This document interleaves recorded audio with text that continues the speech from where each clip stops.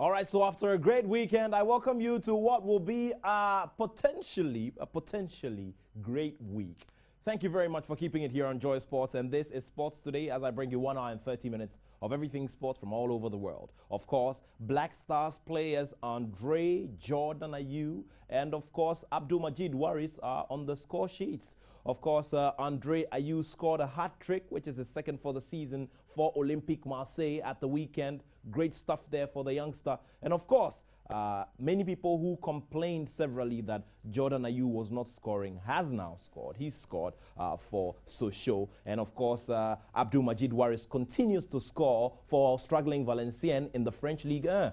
We'll also be bringing you updates on our two injured players, the Ghanaian players, Michael Essien and Sule Ali Montari as well. And of course, here on the local scene in the First Capital Plus Premier League, which is live here every Sunday afternoon. Well, Kumasi Asante Kotoko are back in cruise control. 10 points at the top of the Ghana Premier League table. Of course, when you go over to England, it's a bit of a different situation because Liverpool are back on top and they've got 2 points clear of Chelsea there at the top of the table. Who will win the English Premier League? That surely is a very, very interesting and great one indeed. There's no doubt about that. We will be getting into that business in a bit. So you start sending in your messages. Get on my Facebook wall. Let's start talking about who could possibly win the English Premier League title. Many people still believe that their clubs will win, especially the Chelsea fans. Of course, Liverpool also feel that they can win it. But can they stay there at the top with their 2-point lead? Is that possible? Of course, we'll be getting into all of that later on. So you send me your messages and let's start talking all of the business right here on Sports Today on the Joy Sports channel on Multi TV. The newspapers are up in a bit. I'll be bringing you all the big headlines as well. Remember, Champions League action is on tomorrow. And of course, who breaks what jinx and who goes through, would see about all of that right here. You stay right there. This is Sports Today.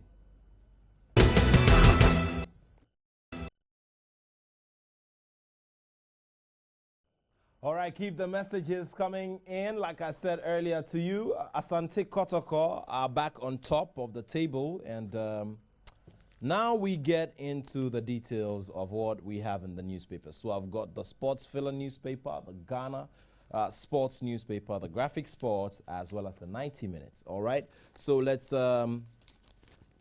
get into the business of the day. Carr backs Adams for Stars. Okay, so goalkeeper Stephen Adams getting an endorsement. So one-time goalkeeper Joseph Carr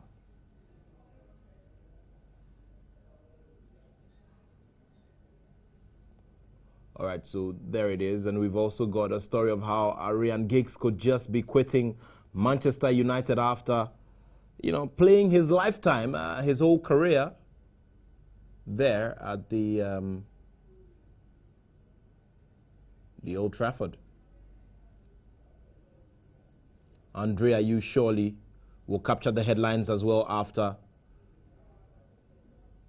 the 3 goals scored in that single game. And of course, Chelsea are plotting the Paris Saint-Germain revenge. Great stuff there. And of course, Yohan Cabaye is featured here in the lifestyle page.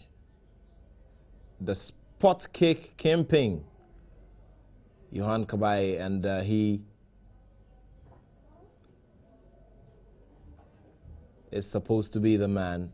One of the troubles Chelsea may have to deal with in the coming week. That's a picture of him at his wedding. All right, so that's the lifestyle page. Let's go to the center spread, which has action from Europe. There we are.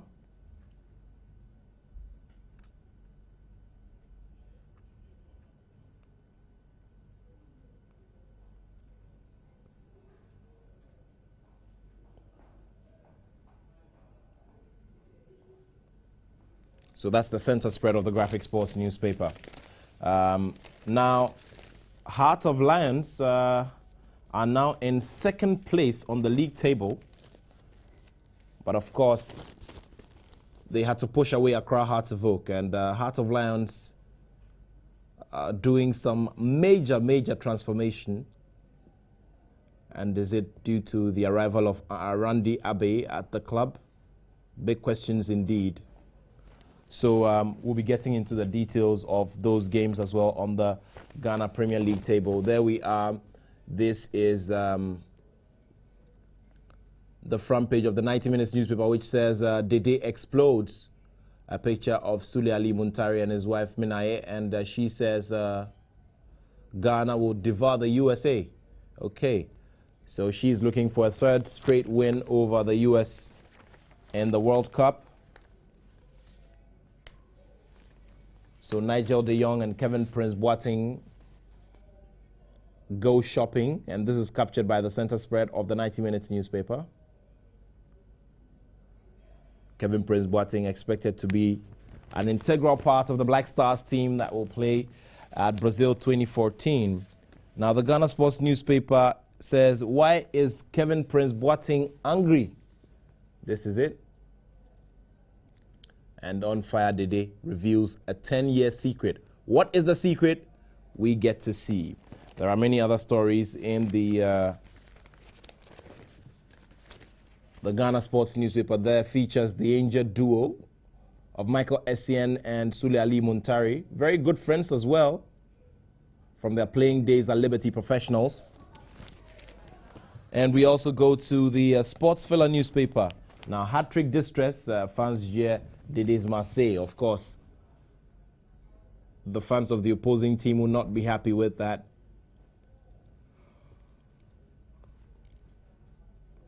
And Eden Hazard says that if his wife talks about him going to PSG, he will go. All right. Family playing a very important role in that game. All right, so those are the newspapers. I'm sure you're itching to see how it all turned up. Manchester United winning by their 4 goals, and of course Liverpool winning there as well. Of course, Arsenal was the biggest disappointment of the week, and they lost by 3 goals to 0. We'll be getting into the details of those stories now. The EPL highlights. Remember, the EPL is live here on this channel every Saturday at 2 p.m. Let's go for the highlights. Fernando Torres dragged an early chance wide, and Williams' curling effort was palmed away by Begovic. The Bosnian then came up trumps to deny Chelsea's £50 million man from capitalising on a mistake by Eric Peters. But he couldn't prevent Mohamed Salah's first-time shot from breaking the deadlock. Salah! Don't write them off just yet. Bronislav Ivanovic thought he had headed home Chelsea's second, but the official's flag was correctly raised, with the Serbian straying offside. Eden Hazard replaced Andre Schürrle in the second half, and the playmaker fed Salah, who drew a foul by Andy Wilkinson on the hour mark. Frank Lampard stepped up with yet another milestone in sight. 250 goals in his club career. And indeed, he's now joined Kerry Dixon as Chelsea's second all-time top league scorer. Stoke would have been hoping to end Mourinho's 76-game unbeaten record at home in the league with Chelsea, but their opportunities were limited. Willian put the game to bed with an exquisite finish. Runners left and right.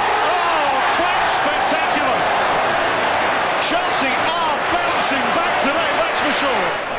3-0 and 3 points for Chelsea, a much-needed confidence boost ahead of their Champions League return leg against PSG on Tuesday. Southampton to the Attoh on Saturday.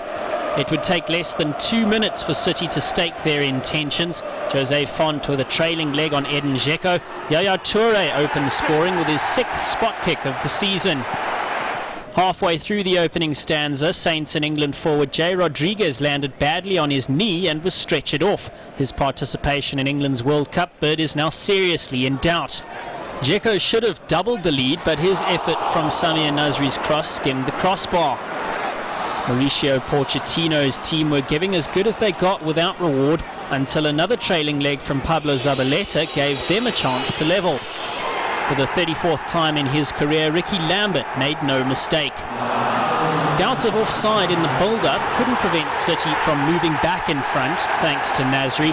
And 3 minutes later, on the half-time whistle, Dzeko made it 3. Great ball for Dzeko! What a delivery! What a finish! And Manchester City are making sure in first half added time. The Bosnian found more space behind the visiting defence just before the hour mark. Paolo Gazzaniga was up to the challenge though. The match was virtually sealed for Manuel Pellegrini's men when Stefan Jovetic tapped in to assert City's title credentials, and it was only Gazzaniga's quick reflexes that prevented Toure from adding the cherry on top of the cake. That missed opportunity proved academic, with City running down the clock to stroll to a 4-1 final score. The two teams met on Saturday. Dan Gosling had an early opportunity to score the first goal of the match, but his header went wide, while United also couldn't convert their early chances at the other end of the field. Neither team were able to break through the defence in the first 35 minutes, but then the visitors were awarded a free kick and Juan Mata stepped up. Perfection! They've not been dazzling Manchester United, but that is a beauty! Javier Hernandez almost doubled the lead just before the break, but he only managed to hit the woodwork and United took a 1-0 lead into half-time. In the second half, Mata needed less than 5 minutes to score his second. Javier Hernandez, that was picked up by Juan Mata. How cool was that? He's getting his feet under the table at Old Trafford. Hernandez was awarded for his brilliant performance in the match by a goal in the 64th minute, and United were up 3-0. He may not be the leading man, but he always comes up with the goods. Newcastle's frustration continued in the final 20 minutes as they came close on a couple of occasions, but Anders Lindegaard was making full use of his opportunity in the starting lineup. It was not the result that the St James's Park crowd wanted to see, as Mata created another goal and Adnan Januzaj scored United's fourth. It's a fabulous goal from Adnan Januzaj. Manchester United have just touched the stars with that goal. It was a great result for David Moyes' team, who picked up their 17th win of the season. Brendan Rodgers and his Liverpool side to grab maximum points and return to the summit of the log when they faced West Ham United at Upton Park. Liverpool made the biggest impression on the game in the early exchanges, and it would be on for marksman Luis Suarez to create the first good chance on goal in the 20th minute with an effort that came off the crossbar. Liverpool then broke on the counter 2 minutes later, again through Suarez, who slipped in a neat pass for Raheem Sterling, but the winner's shot couldn't trouble Adrian Castillo. Daniel Sturridge fired in a scorcher in the 31st minute, but his shot made its way into the crowd. James Tompkins got the Hammers into some trouble when he handled the ball in the box, trying to stop Suarez, and from the penalty spot, skipper Steven Gerrard put the visitors in front. Gerrard, perfect this time, and Liverpool lead on the road again. Seconds later, West Ham were back on level terms when a scramble in the box from a corner kick saw Simon Mignolet fail to hold on to the ball, allowing Guy Demel to pop the ball into the back of the net. It took 17 minutes for the first chance of the second half to be found, and it was former Red striker Andy Carroll to head the ball onto the crossbar. Stevie G put Liverpool back in front from the penalty spot again after Castillo brought down John Flanagan in the box. Suarez almost got onto the score sheet with a cheeky chip with the outside of his boot, but his great effort was denied by the woodwork. Alas, Rodgers' men returned to the summit of the standings where they restored their 2-point lead above Chelsea. The Goodison faithful licked their lips at the Arsenal on Sunday. The home side were the more impressive in the opening stanza, which started with Leon Osman trying to rekindle memories of Wayne Rooney's wonder goal in 2002. Matteo Flamini stung Tim Howard's palms before Everton opened the scoring. Baines. Lukaku! Good save, Naismith! First one, Everton! The Toffees were all over their opposition, with Wojciech Szczesny needing to be in top form, but he could do nothing when Romelu Lukaku unleashed a rocket from his left boot. Here's Lukaku for Everton. Still going! What a goal! Howard was not altogether a spectator during the first half, tipping over Lucas Podolski's top-spinning volley. On the hour, Kevin Morales started and appeared to finish a move that made it 3, though former Everton player Mikel Arteta got the final touch for an own goal. The game drifted for some 25 minutes before substitute Alex Oxlade-Chamberlain let fly the fingertips of Roberto Martinez, American goalkeeper, sending the ball onto the bar. Everton took their goal difference behind Arsene Wenger's men in the standings from -1 to being 5 goals better off as they sealed their first victory over the North Londoners in 15 matches. Before the game, it is not to sound too romantic about it. Is whatever would have happened today is 18 points to fight for. As you could imagine, the last 18 points, there are a huge amount of points to fight for, whatever aim you're going for. So now it's very important that we recover well. I thought it was a monumental effort, and we need to make sure that we get ready for next Saturday. That, as you can imagine, is another big final in our final third of the season. Does this today change things a little bit? Now it's in your hands. Does the pressure change, the mentality change at all? No. The pressure is the one that we put ourselves on ourselves. 63 points after 32 games. That's a pressure that we've been working towards to try to achieve as many points as we can, and that's what we're going to carry on doing. It's important that we don't lose players, and it was important that we get everyone refreshed and ready for every game. So nothing changes. So exciting times for Everton, but the concerns are growing at Arsenal. They've qualified for the Champions League for the last 16 years running, but are now in danger of dropping out of the top 4. I don't want to talk too much after a game like that. I think the explanations have to remain between the players and myself. Do you think the psychological impact of other big defeats has had an impact today? I don't know. That's difficult to say, and it's not an excuse anyway. How much does it hurt you, the size of these defeats? Take a manager's job, and I ask you after when you lose a game like that. How big a job do you have now to pick the players up? Well, it's my job. We go into a semi-final of the FA Cup, and the target that we have in front of us is of course a big incitement to pick ourselves up and come back with a different spirit. Are you in an almighty fight now for 4th place? Yes, we are, of course, but we knew that before the game, and that's a reality. Do you believe these players can turn it around, can get 4th? Yes, of course. Thank you very much. Thank you. So Arsenal's poor record against the top 6 this season goes on. In 10 games against their major rivals, they've won just once. They've conceded 23 goals and have picked up just 7 points from a possible 30. Confirmation of the table then. Liverpool lead Chelsea by 2 points. City are 4 points off the top but do have 2 games in hand. As for Everton, they're now just a point off the Champions League places and have played 1 game fewer than Arsenal. And this is how their respective run-ins look. Everton play their game in hand next weekend away at relegation-threatened Sunderland. After that, they both have 5 games left, and on the face of it, Arsenal have the easier set of fixtures. All their games are against clubs in the bottom half of the table, with the exception of Newcastle, who are in 9th. In contrast, Everton still have to play Manchester United. These are the scores, and these are the matches that we got. And of course, Manchester City beating Southampton 4-1. And Newcastle, they lost heavily to Manchester United. That game was live here on the Joy Sports channel on Multi TV. Cardiff City, they lost by 3 to Crystal Palace. And of course, Hull City beat Swansea by 1-0. Aston Villa lost 2-1 to Fulham, who are struggling. And of course, West Bromwich Albion beat Norwich City 1-0. And Norwich, I hear, have changed their coach. And Chelsea beat Stoke City 3-0. Everton also beat Arsenal by 3-0.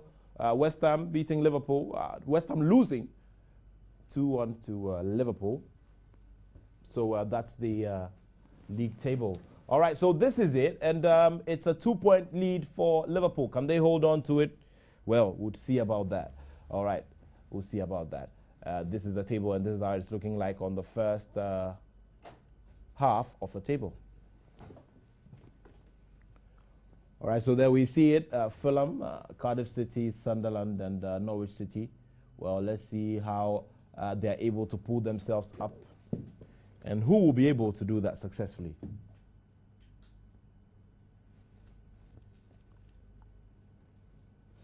All right, so there we are. All right, let's do a bit of tidbits and updates from the English Premier League now.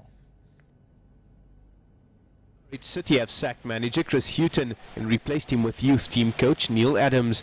The Canaries were beaten 1-0 by West Brom on Saturday and are 5 points clear of the relegation zone with 5 games remaining. They are still to play Fulham, Liverpool, Manchester United, Chelsea and Arsenal. Former Newcastle and Birmingham boss Hughton guided the Canaries to 11th in the Premier League last season, but they have lost 4 of their last 6 league games and have scored just 26 goals all season, despite spending heavily on Ricky van Wolfswinkel and Gary Hooper.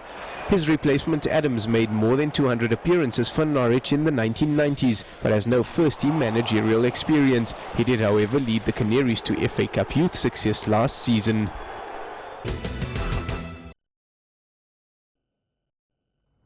Okay, so you heard it, Norwich, they are unsatisfied with the business being done, so they parted ways with their coach. Let's also do some news from the Spanish La Liga. Of course, you know where the dominance is coming from. How did things happen this weekend? If you missed out, there we are. Almeria, they beat Osasuna by... Almeria lost 2-1 to Osasuna. Atletico Madrid beat Villarreal by 1-0. And of course, Barcelona beating Real Betis by 3-1. Real Madrid winning by 4 goals unanswered in Sociedad. Real Vallecano, they beat Celta Vigo by 3-0. Now, Malaga beat Granada by 4-1, while Elche beat Getafe. And guess who scored that goal? It was Richmond Boachiadom who scored for Elche against Getafe. Of course, let's also take a look at Real Valladolid and Valencia, who drew goalless. And now we want to talk about Levante and Athletic Bilbao. All right, so there it is. Atletico Madrid there in pole position. Barcelona, Real Madrid, and Athletic Bilbao will follow. So a lot of stiff competition in the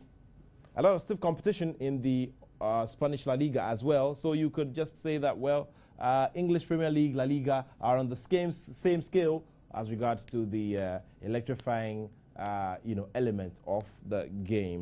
They have points that are very, very close to each other. But well, still, one has to be the champion. All right, let's also take a look at the some more news in the Spanish La Liga.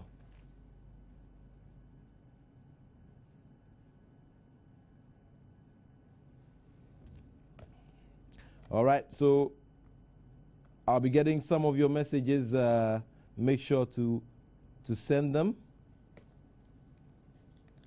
and would be glad to have them as always. All right, so there is a lot more. Remember, this is Sports Today, and it's only here on the Joy Sports channel on Multi TV. We will now get into the Italian Serie A, and remember, AC Milan will be going into action later today. But for now, some matches have been played. Let's bring you a review. Inter Milan, Chievo Verona, I beg your pardon, they lost by 1-0 to Verona. Inter Milan and Bologna drawing 2-2. And of course, Lazio winning by 2-0. AS Roma going away to Cagliari to win 3-1. Atalanta 0, Sassuolo 2, Catania 1, Torino 2, and Fiorentina 2, Udinese 1. And of course, Parma beating Napoli by 1-0 there. And this is what it's looking like. Efriye Aqua plays his football for Parma and is looking forward to making it in Coach Kwesiapie's squad for the FIFA World Cup. So Juventus now have a 5-point lead at the top. And this was after AS Roma's game and that result. So Juventus need to step it up to ensure that they retain the Italian Serie A title. This is the second half of the table. Catania, Sassuolo, Livorno, Bologna, even Chievo Verona. All right, let's now bring you action from the First Capital Plus Premier League as Accra Hearts of Oak went down one more time. This time it was Heart of Lions who did the damage. 3, drawn 2 in their last 8 games. And she's hoping that this time they can get everything working for them.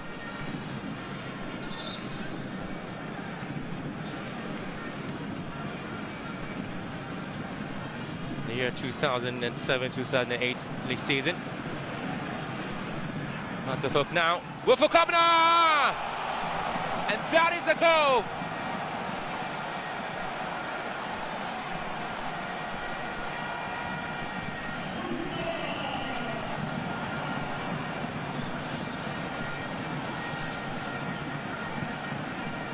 It has been coming. They have been knocking at the door very hard. And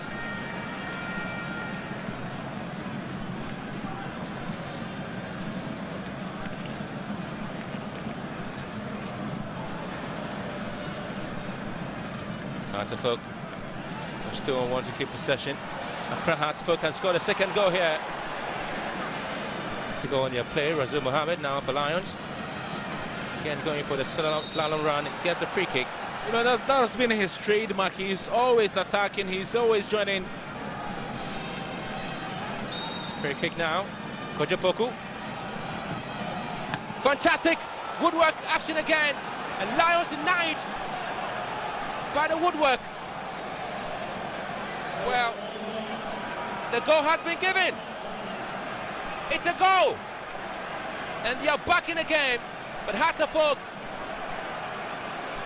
would argue that that was not a goal. Did the ball cross the line or did not? It has been given. A bit of confusion there, you know, and the Lions fans, you know, the few of them in the stands, just against the run of play, you know, have snatched the equalizer. And the referee reached a large rate, it's a goal. Attoh should also win the league. They'll be there in the Champions League. The final quarter of an hour gone here in this game. As Attoh 1, Heart of Lions 1 at the Accra Sports Stadium. Just talked about the fact that both teams have an eye in continental football. So free kick given to Heart of Lions. Kojopoku once again behind it. Emmanuel Nefi equally supporting him. It's still Kojopoku. The second time lucky with this one. Oh, this time round it was a poor kick. We are praising him for that goal he scored. Prince Aqua scores for Heart of Lions. Brilliant! Against the run of play, we're talking about that clearance that wasn't the best, especially the free kick. And Aqua the substitute. And you can see the lone supporter of Heart of Lions, and Aqua is likely to give Heart of Lions the 3 points here. Teteluga completely dejected, beaten, and you see Abubakar is telling his players not to get carried away by that performance, but that was a neat performance, a neat delivery there from Heart of Lions. Anefi sent in the cross with his right foot. It was headed out, and then Aqua controlled with his chest. And the view of the goalkeeper was blocked by the two centre-backs, Nur Sule and Robin Yang. He just didn't see it flying down. You can't fault him for that goal. You have to give full credit to Prince Aqua, bringing it on his chest, cushioning it, and then slamming it with his right foot. Beautiful goal there, goal number 2 registered. And Heart of Lions are heading for another giant killing feat after seeing of Kumasi Asante Kotoko. And so the scoreline now will have Heart of Lions who take the lead. All right. So that was it, Heart of Lions winning by 2-1 against Accra Hearts of Oak.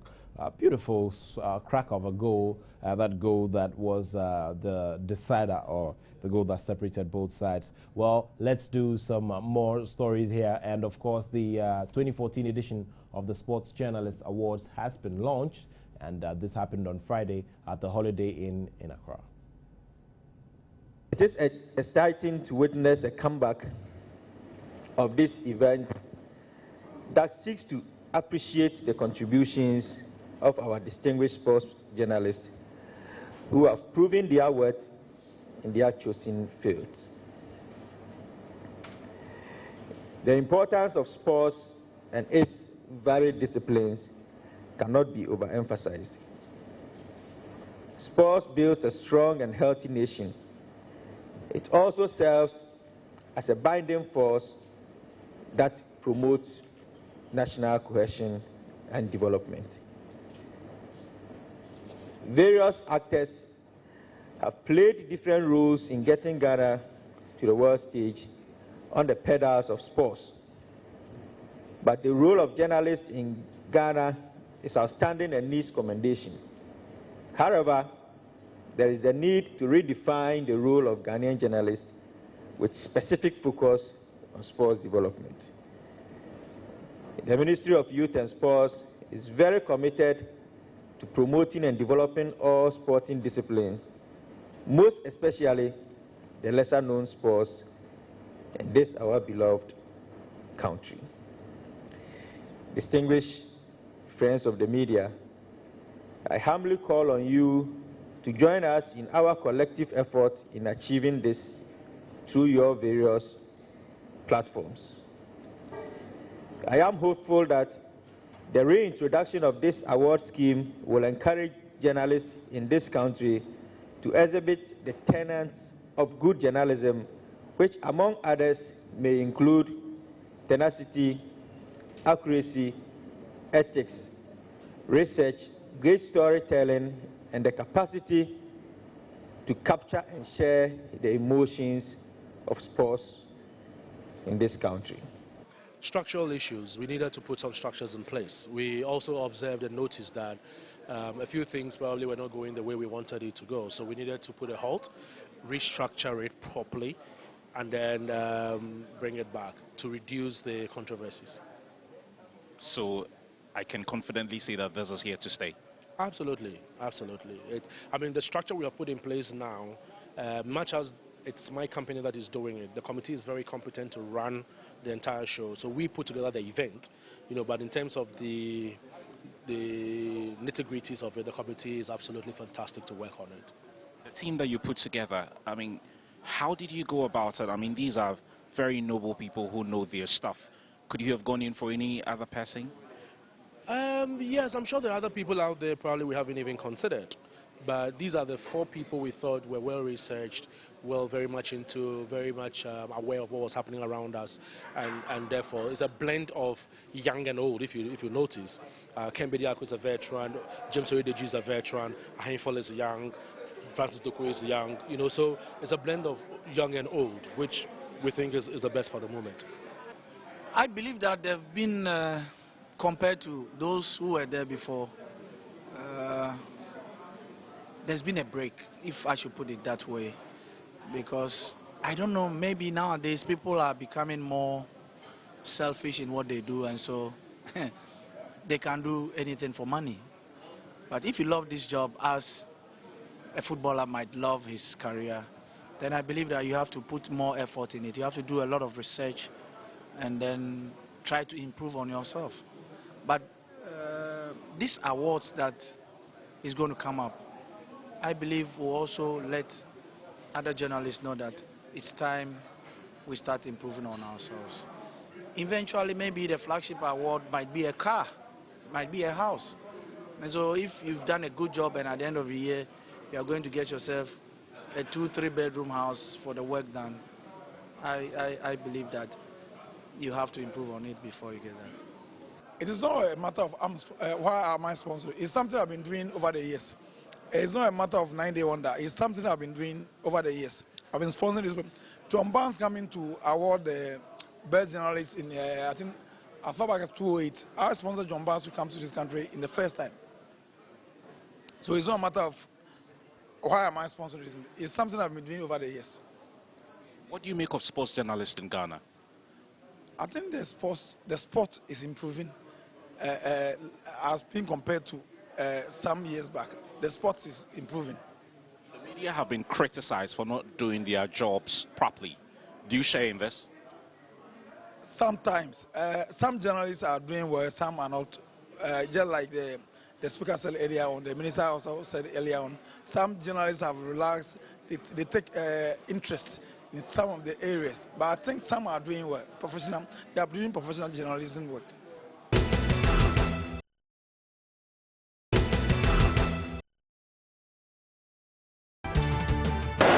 Runners left and right.